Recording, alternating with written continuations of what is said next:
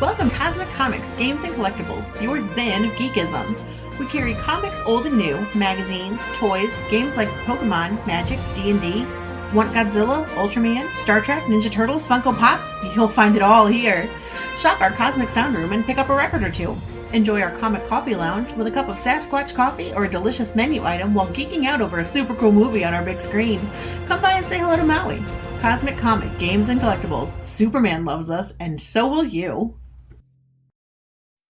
Hi everyone, Daphne Lage here. Join Nita Lanning and me on the Ragin' 2 the Vlogs show, where we talk about everything, nothing, and all the bits in between. Looking for hour-long conversations about indie comics, social media marketing, and crowdfunding, with the occasional rant and story time?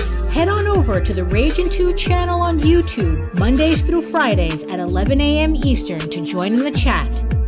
Hit the button.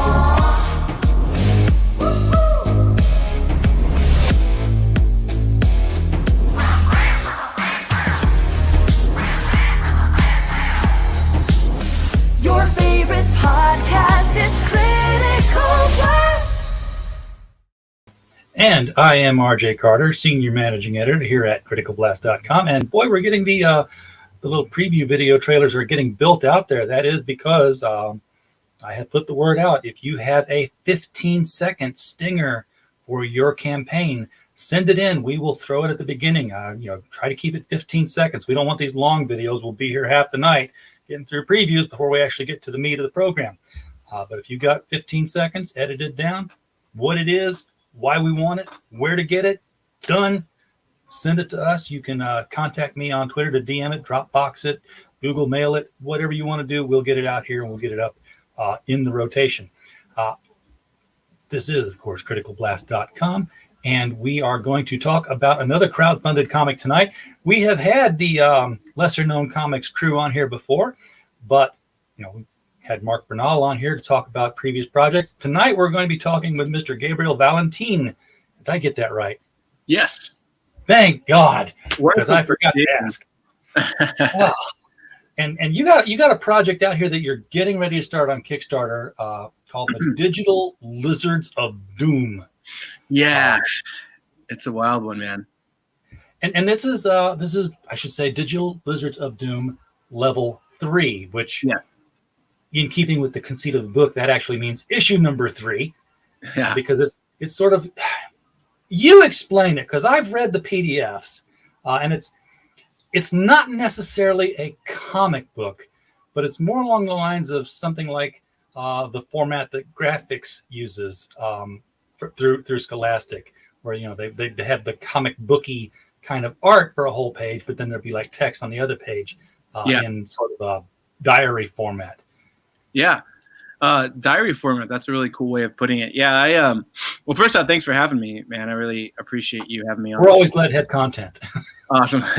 Well, it's cool, man. It's nice that people are out there giving, artists and creators a place to share their passions and their works. It's really cool. So thank you. So Digital Lizards of Doom is the whole entire storyline, the main storyline, because there's a couple spin-off books, but that's for a different conversation.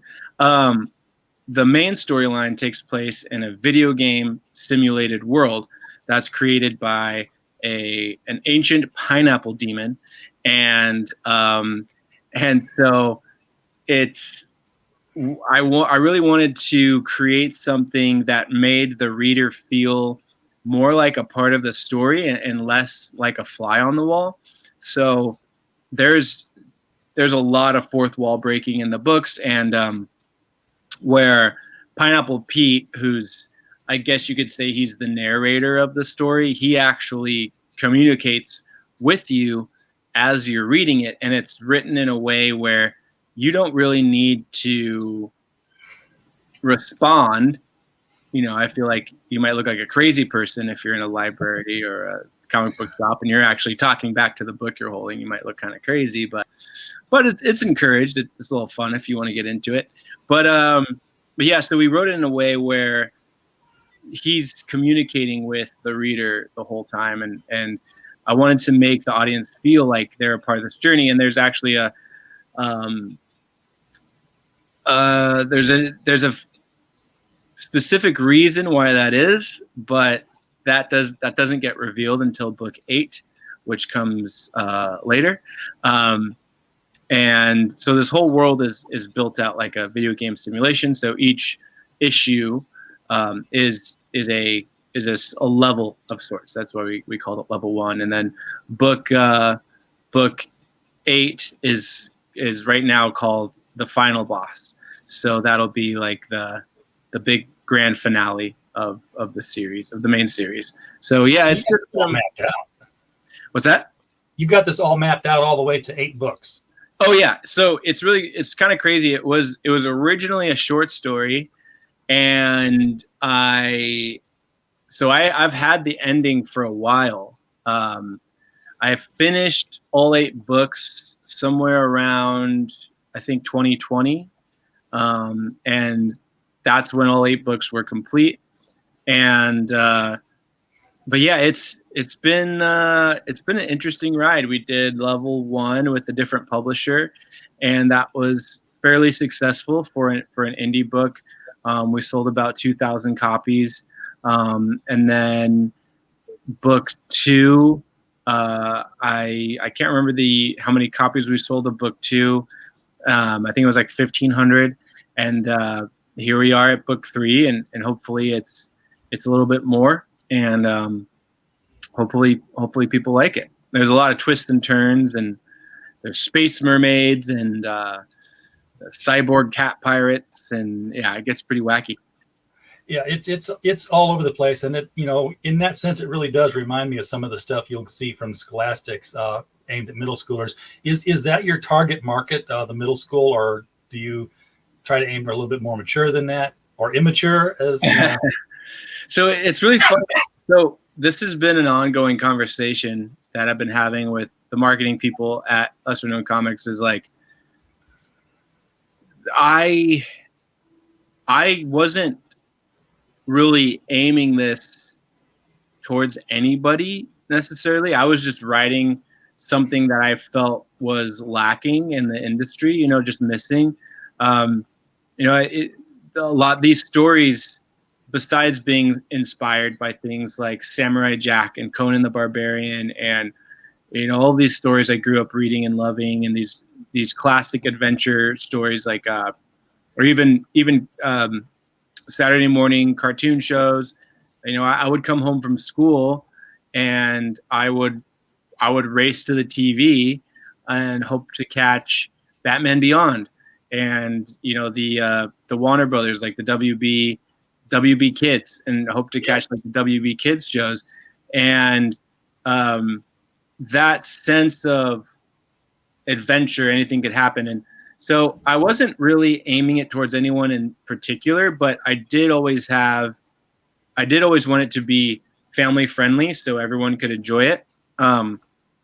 And what's funny is, at first I was marketing it to people my own age, between the ages of like 25 and 35. And then I found out that older people really responded to it as well, like people in their 60s and even 70s. I went to a lot of comic conventions, and some of them have quite a bit of an older audience, like I said, 60s and 70s. And they were asking me about Commander Echo, and they're like, hey, I read your book and it was really cool. And you did you made a reference to Conan, and I love Conan. And you made a reference to Christopher Reeve's Superman. And I saw that movie when I was this age. And I'm like, man, that's really cool that it's resonating with you. And I never really thought about targeting it to a specific age group. But then once I started talking to marketing people at Lesser Known Comics, they were like, you're not marketing this to kids? They just seemed like blown away. And I said, make it all ages, it becomes all ages. Yeah. If you try to make it all ages, you end up writing something for 12-year-olds and under. But if you just keep it like, not a mature book, everybody will read it. Yeah. And I wanted everyone to read it. So that was my thought. So now I think it's kind of shifted a little bit. The story hasn't changed at all. Like, what's going to happen is already going to happen. There hasn't been any censorship or anything like that we've had to take out of the book. There's a lot of complex characters, and hey, what's up? You're already getting invited onto other shows while you're still on this one. That's awesome, man. I have to send you over to Comic-Related Madness after this. Shout out to Comic Talk. Comic Talk, right? That's what it's called? Yep. Cool. And thank you for the invite, by the way. I grew up talking, going to friends' like bonfires and backyard barbecues, and you're with your friends and you talk about Star Wars and you talk about the latest issue of Detective Comics, what you liked about it, what you didn't like, what you would change, all these different things, having all these different conversations, how terrible The Last Airbender was, all of these different things. The movie, not the show. I love the show. Yeah. For those of you who are like, but after a while, I said, I wish someone would make a story that had characters who embodied different genres of pop culture. And, it'd be so cool if there was a story that had like a robot who represented 1950s and 1960s action, sci-fi, horror. And it'd be so cool if there was a character like a neutral character that embodied independent comics from like the 90s or the 2000s. And then it'd be so cool if someone in the same series had a character that was like a embodied anime and manga and so on, and a swashbuckling character.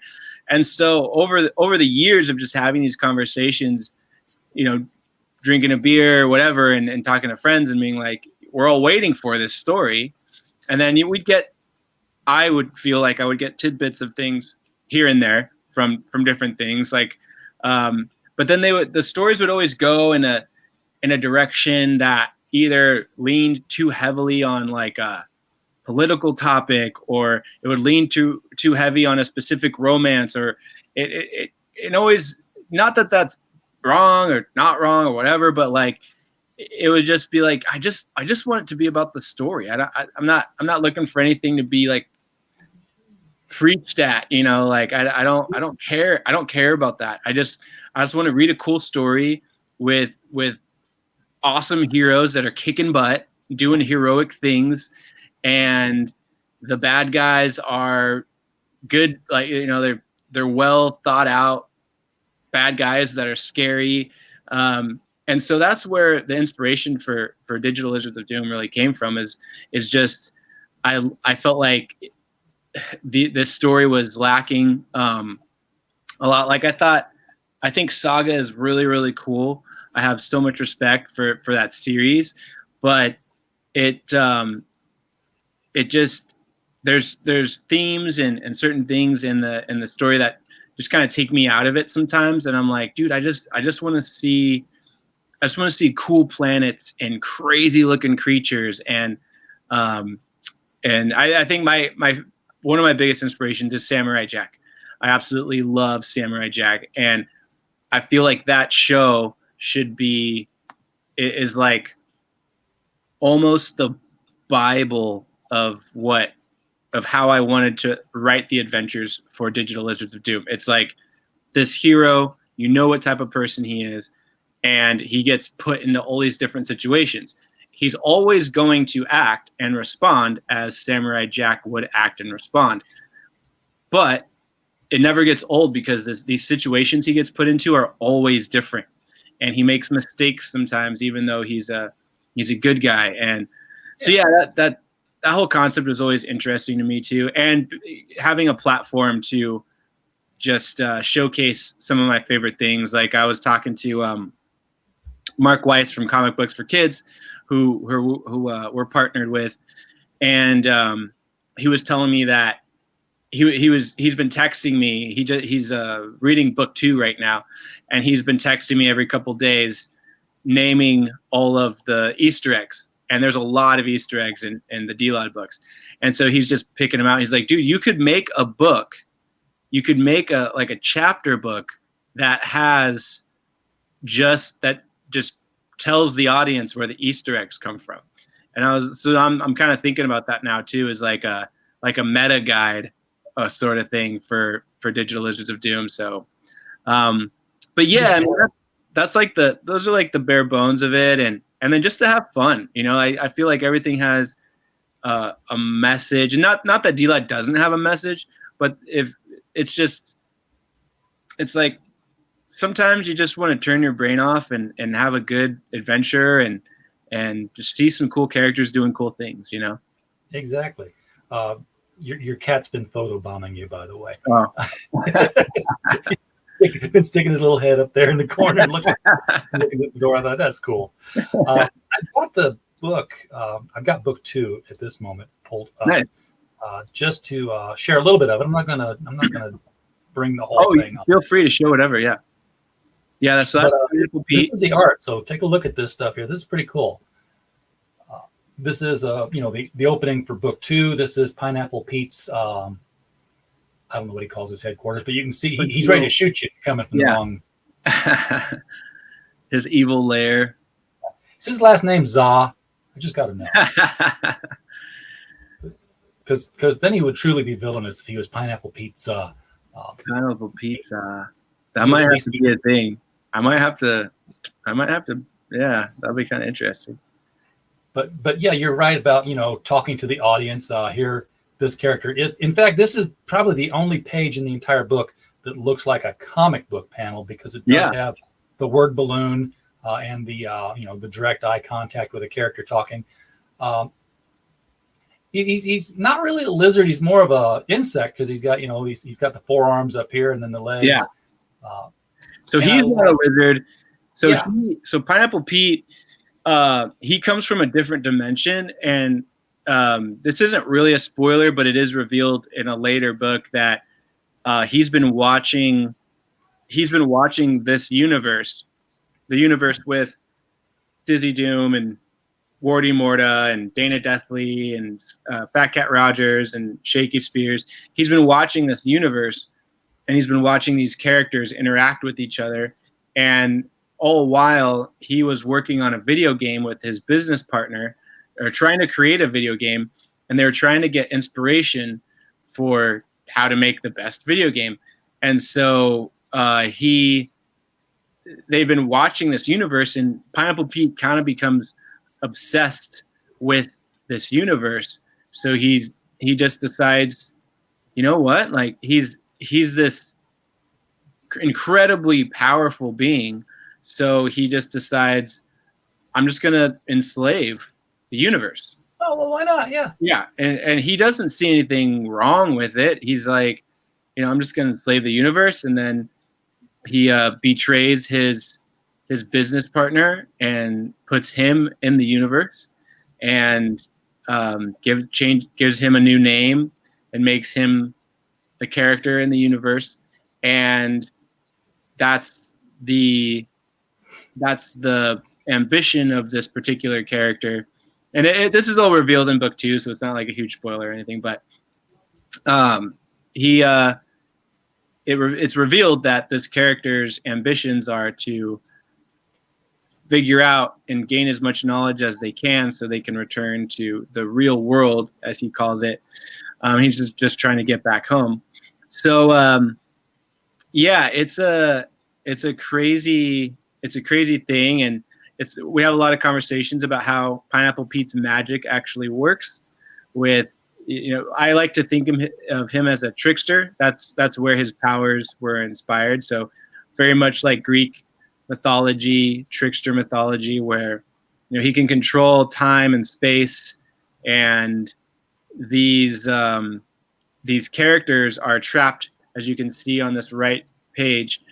They're all trapped in these little cylinders, and they're asleep and or dreaming, however you want to imagine it, and they're just living out their lives. A lot of their history of their universe has already taken place. So Pineapple Pete here on the left, he's just allowing them to, he's just recycling them through their history and using that knowledge and downloading it into a video game and then selling it to this planet called Pineapolis that's making him a lot of money. He kind of reminds me of Mr. Mxyzptlk from the Superman books. Oh yeah, totally. Because he's magic. He's from another dimension. He's got this power over him. Yeah. Pretty much undefeatable. And yeah, he's just like, there he is, game controller, getting ready to interact with him. Said, okay, turn him back on again. I'm gonna put him through some more paces here. Yeah, exactly. And there's the Samurai Jack reference right there, actually. Yeah, and this is now where we get to the format of the rest of the book, pretty much. I mean, you're going to have text on the one side with Pineapple Pete talking in the boxes down here, and then an illustration to explain what it was we just to mesh together. So it's still words and pictures. It's just not words and pictures in a panel like you would see in a comic book. Yeah. Scott McCloud would not call this comics, is what I'm saying. Yeah. But the art is just, really cool. Thank you so much, man. And that's why we don't have a problem when someone calls it a comic. I'm not a stickler for it. I'm not going to correct anybody, but I do, when I'm talking about it, I do try to make sure I say graphic novel, because that's what it is, in my opinion. It's an OGN. It's an original graphic novel. These were never meant to be single issues. They're not broken up that way. They're very much, like the first one is 128 pages. This one's 179 pages, I believe. I got 164 down here on the 164. There we go. And it's a big book, folks. Yeah, it's a big book. So, yeah, it's just adventure. In each one follows a storyline, but like a main storyline, an overarching storyline. But each one is also its own inclusive. Like you could pick it up and be like, okay, you could follow along. You don't really need to know the history before, but it makes it a lot more enjoyable knowing where these characters came from and what drives them. I even like how Pineapple Pete's telling us, like, we're reading this. He's like, I told you could skip all this. Yeah. Yeah, he's not a fan of the cutscenes. But excuse me. If you want, do you want to tell us a little bit about what's actually happening to the characters here in book 2? Yeah, and how that leads into book 3, which is the one that you're. There's a Kickstarter involved here, folks. It's not, you can't fund it yet, but you can sign up to be notified about its link below and also pinned to the top of the chat. Click anytime you want. Sign up. Yeah. So in this particular scene, or in just what happened, the overarching story of volume 2 in general. Yeah, just in general, if you want. Yeah. All right. Yeah. So after book 1, Commander Echo is defeated, but he's the giant robot. But he goes, the witch that he resurrected to help him take over Kraglodon, she put a spell on him, and so in the spell is basically a protection spell where whoever defeats him in battle, both of their bodies are sent to the realm between realms, which is like I don't know, something between like purgatory and I don't know, like the mists of Avalon, I guess. There's a lot of mythology references in here too. And so it takes place just a couple weeks after book one, and he's brought back to life by the witch. So because she promised him that she would help him seek revenge, and so that's his henchman right there. That's Spider Nose with the spider coming out of his nose, and he's just kind of nursing him back to life, and he's just waiting for him to wake up. And while he's doing that, he's reminiscing about why he's so loyal to Commander Echo, and he's talking about how, Spider Nose used to be a slave on this planet called Gorgamech, and it was a planet of like clown warriors, and Commander Echo, with the sword. yeah, yeah, and Commander Echo comes and saves him after his Spider Nose's owner tries to wipe him out, tries to kill him. So he sees Commander Echo as this savior type character, and I like it because he's not wrong. From Spider Nose's point of view, Commander Echo is a hero, is a savior, because he's like, I was a slave before, and this guy saved me, and so I'm going to be loyal to him. So Spider Nose has this undying loyalty to Commander Echo, would do anything he says, and as Commander Echo comes back to life, he starts to realize that Wardy Morta's kind of doing some stuff on the side. She's this evil witch, and he catches her like putting up her own banners. That's in book two, like later on down the line, putting up her own banners, and he's kind of like, okay, he's thinking she can't totally be trusted. And while that's happening, Mr. Emperor guy from book one, he's in Wardy Morta's dungeon, and he's looking for a way out. But in his opinion, all hope is lost. All hope is gone. He's not getting out. And then the captain of his guard finds him in a ventilation, crawls into a ventilation shaft and finds him and says, "Hey, I've been talking to somebody, and they're going to help us escape." And so they go and they try to escape, but they are caught by Commander Echo, and they realize that Commander Echo was actually talking to the captain of the guard the whole time, leading him into this trap. So then, meanwhile, on a different planet, Dizzy Doom, the main hero of the story, is traveling with Dana Deathly, Fat Cat Rogers, and Shaky Spears, and they're looking for this weapon that can allegedly destroy evil forever.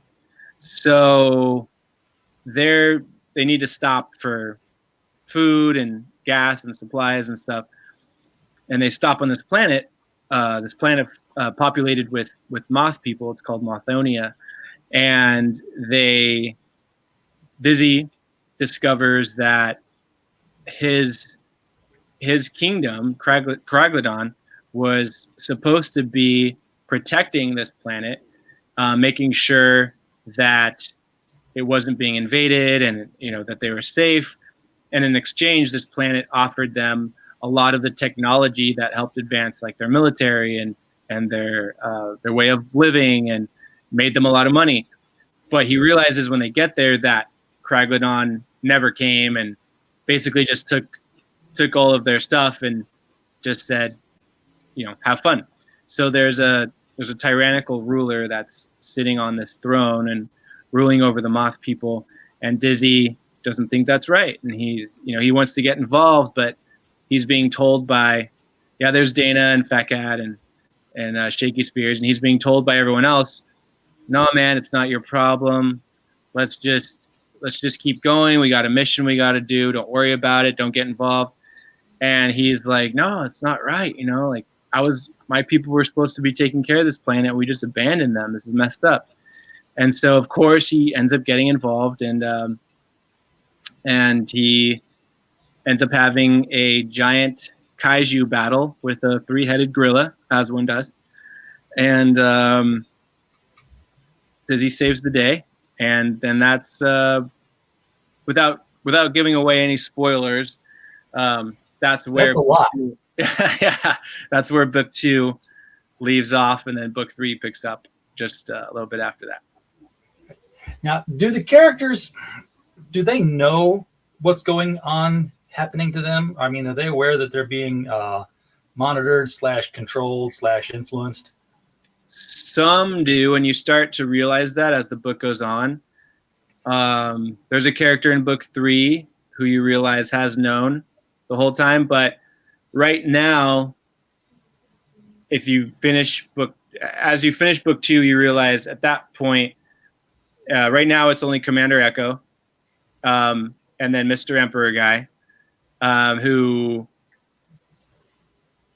I think it's in book 2. Yeah, in book 2, you find out Mr. Emperor guy actually made the deal with Pineapple Pete. So they built this portal called the Dark Portal, and it allowed them to communicate with entities from other dimensions, and that's where Pineapple Pete was able to communicate with Mr. Emperor guy, and he made a deal with Mr. Emperor guy he made a deal with Pineapple Pete saying, you can take control over this universe if you let me rule this virtual world. If you keep me in power, then I'll allow your influence to enter our domain through this dark portal. Because like making a deal with the Matrix to go back in and be rich. Okay. So Pineapple Pete could communicate with this universe, but they couldn't. He didn't have any power to actually get into the universe. He wasn't. Yeah, you have to be invited. So Mr. Emperor guy makes the deal with him and says, all right, as long as you promise me that I can stay in control of Kraglodon and that we're the most powerful planet in the universe, I'll invite you into this universe. And so you find that out in book 2. And so some things that Dizzy was taught to believe, he unfortunately finds out weren't totally true. So when you say you have this written out to book 8, how much of it do you have drawn? I mean, is it all just sitting there waiting to be printed and you're just kind of parceling it out, or So that's the part that's taking the time is the artwork. But Lesser Known Comics has been super cool, and they've really helped take the weight off help with the workload that I have in a couple other areas. So I can focus more on the artwork. So I don't draw any of it. I just write and produce it. But so the book 1 is Ernie Nahara and Margot Proden. Book 2 is Armand Bodner and Nick Nunez. And then book 3 is Carrie Langle. And we'll announce the artist for book 4 a little bit later. But yeah, it's and then we actually have an artist for book 5 and book 7, and we're working on an artist for book 6 right now. So it's just artwork that has to Are they all kind of working on the projects in parallel? Because that would save a lot of time between projects, I would think. Yes, they are. So and do they have similar styles? Not really. Nick Nunez and Armand Bodner have similar styles. That's the 2 gents who did book 2. But I like that there's different styles, because part of the storyline is that Pineapple Pete is, every time you see the artwork change, it means that Pineapple Pete changed something in the universe. So every time the artwork changes, it's like he reset something. And we find out what he reset and how he's doing it in book 8. But there's a very specific reason why he keeps resetting the world. So it'll be everything look different. I kind of like that. That's a unique approach for a graphic novel storytelling. I have a friend, I like it too. It's a lot of fun. I have a friend who was doing a graphic novel, and then his artist kind of flaked out on him, and he ended up having to do it as a prose novel after several chapters of graphic novel. And he did something similar where, like he had to explain the transition, and he just opened up the text with, and this is the end of the videotapes that were taken, and just turned the whole thing into that you were watching a video presentation of everything that had happened thus far. That's so cool. And now it's all novels. Yeah, I'm really digging this. I like the coloring too, because it's not every panel sort of like focuses on one color, various shades of it, with some minor colors thrown in. Pineapple Pete's stuff is always orange. Apparently, so is Commander Echo's stuff. There's Pineapple Pete hiding in the background there, kind of being a creep. Oh, he is. There he is. Yeah, he kind of looks like a skinny savage dragon. Yeah, Savage Dragon, nice. Oh, the old school one, not the current one. I didn't even know they brought it back. That's funny. Oh, don't investigate it. Don't. Okay. You'll shatter innocence. Okay. Just keep the old Savage Dragon fresh in your mind and think happy thoughts. All right. And Will the do. cartoon series. So do you have any input on the artwork at all, as far as what characters look like, or that you want this kind of overriding color scheme happening? I may have too much input. In fact, I'm a stickler for where this is actually it's funny that we're on this page right now, because this is actually a really good example of what you're talking about. So if you scroll up, Coolian Park is inspired by Jurassic Park. So that there's a Easter egg, homage, whatever you want to call it. And so this page was a little daunting, because I had a very specific way I wanted this page to look, and I actually do all of the storyboards or all of the thumbnails myself. So which are these terrible drawings that I do with like Sharpie and a pen. And but I drew something like this very similar, and I went back and forth with the artist on it, and I said, I want it to look like this. I want Coolian Park to be here. I want vines to be growing over. I want the characters to be standing out. I want these 3 torches to be lit. And I want Dizzy Doom to be in a robe. And so yeah, I want, so all of those things are very important to me. And, but yeah, so I don't know, like sometimes I'm like, there's certain things where I let the artist just run with it and do what they want to do. Because, as a fan, I try to only work with artists that I'm already a fan of. So that way it's like, as a fan, I get to own a piece of their artwork too, which is just a really cool thing. So, but yeah, all of these pages, how this is Chris Coolian, who's based off of Chris Killian from comicbook.com. Like even down to like how he's standing, and the Mothonians holding a fan up to him, and the way Dana's holding out her hand, like, what the heck, who is this guy? All of these things are very specific, and I leave notes for all of the artists, like, this is how it needs to be done. He's standing on a mound of gold. So, but then at the same time, like once I provide the parameters, I just let them run wild after that. So I'm like, this is what has to be in there. And then other than that, have fun, do whatever you want to do. Yeah. I mean, unless you have like an Alan Moore like panel where it's like, oh no, it absolutely has to have, the butterfly has to be coming down from this angle, and there have to be 5 drops of blood on the ground. Well, that's a funny thing too, because there's a lot of continuity things in DLOD, and there's a lot of I guess items, phrases, slogans that are going to be referenced later. So, for example, Fat Cat Roger's scarf. He keeps this scarf on the side of him, and you don't really see too much of it in book 2, but in book 1, it's hanging off his belt. That's a very specific item that is part of the story, a huge part of the story later on in book 4. So there are these very specific key items that need to be in the frame. So sometimes if the artist is like, oh no, I didn't want it, and it's like, well, like, I guess it could be tucked in here, so it's not that big a deal, but we do need to show that he has the scarf there at some point. And so yeah, it's a lot of fun.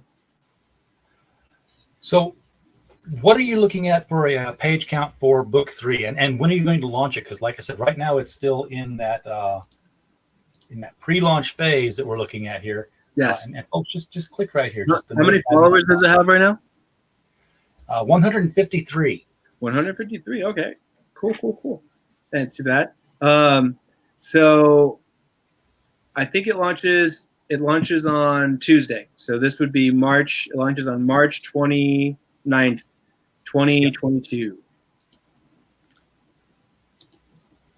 And how big are we looking at this one being? Because your other ones were like 160 some odd pages, so roughly the same size. I think this one is, if I remember correctly, I think this one might be 180. Wow, getting bigger. Yeah. Taking that Harry Potter route where every book is just going to... This gets bigger and bigger. And I think right now, I think book 4 is the biggest one, and that's sitting just below 200 pages. Wow. Okay. Yeah, it's a big book. And then book 5 is back down to a measly 160. So... Quick read on that one then. Yeah. Do you have an idea what the pledge is going to be for people to get your basic tier? I'm sure you're going to have other items in the campaign to. Yeah. Because it's a campaign, you just do that. Yeah.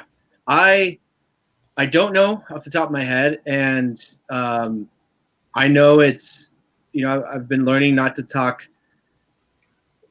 specific numbers because you don't want to disappoint people, and there's a lot of people who their minds, there's a Joker and Harley Quinn reference right here on the side as they're passing these jail cells. So yeah. Cool.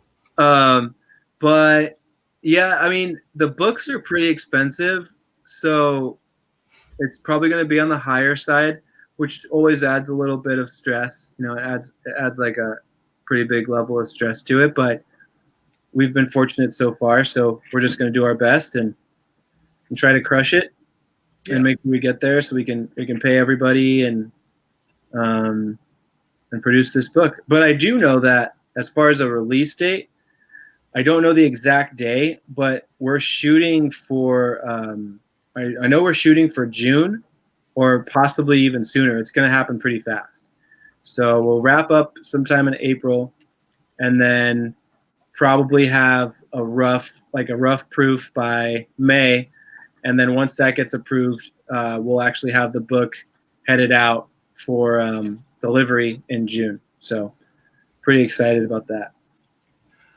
This going to be glossy pages like a graphic novel would be, or are they going to be more like comic book pages, just a lot thicker?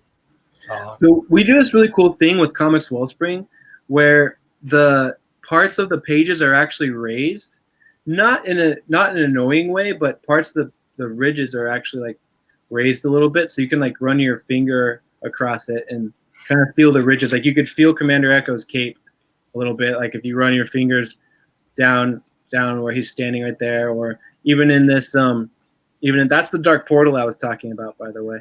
So yeah. Even if you run your fingers down the dark portal, you can get these really cool visuals, and it adds a whole different element to the story. But yeah, I think mainly, oh man, Mark's gonna kill me if I get this wrong, but I think the pages are glossy.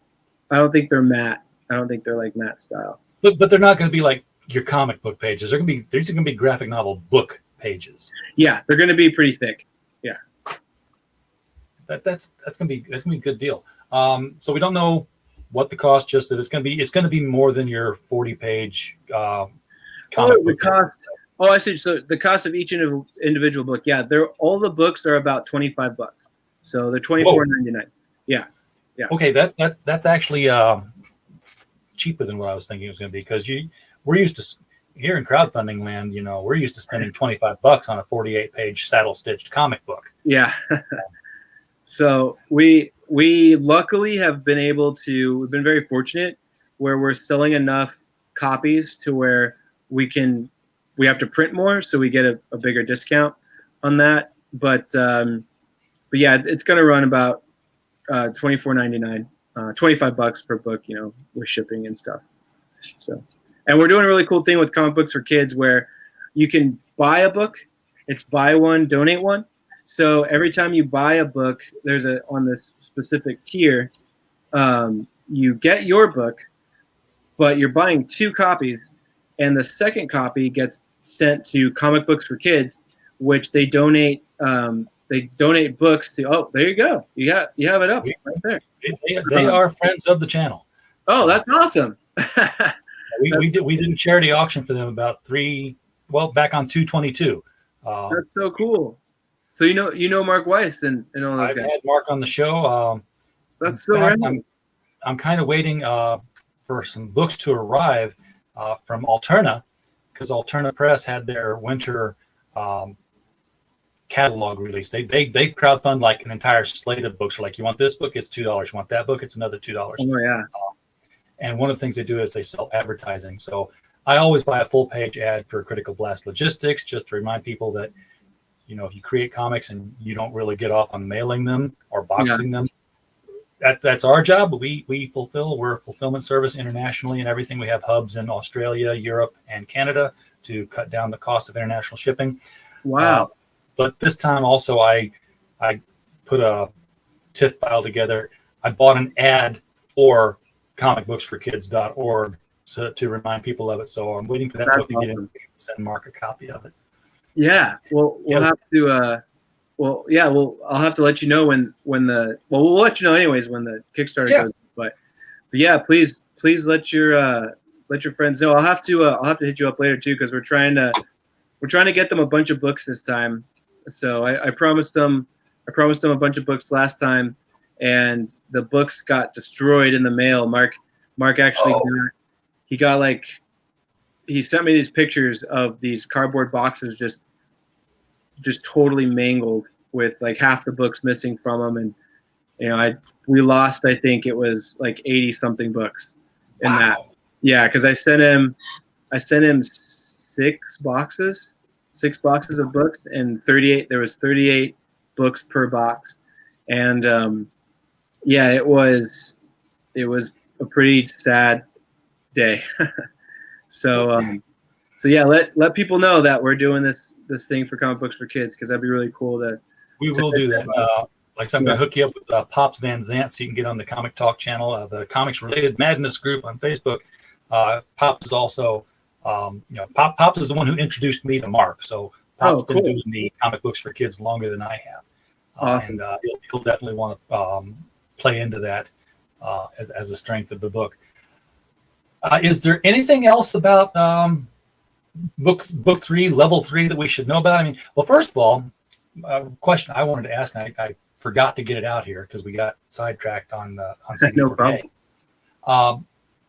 Are you looking at any other media for the lizards? And would it even translate into something like an animated cartoon? Yeah. We are actually. I just finished a show Bible with Dallas McLaughlin. He was one of the producers and writers for Yo Gabba Gabba and the Aquabat Super Show. Him and I brought him on as a co-creator for a Digital Lizards of Doom animated series. So without saying too much, it's in the very, very, very early stages, but there actually is a Digital Lizards of Doom animated series in production, early production right now. And we're talking to a couple different studios, but as far as like the first season and how it's going to work, Dallas and I we have everything like mapped out. We have the episodes, the characters that are going to appear in it.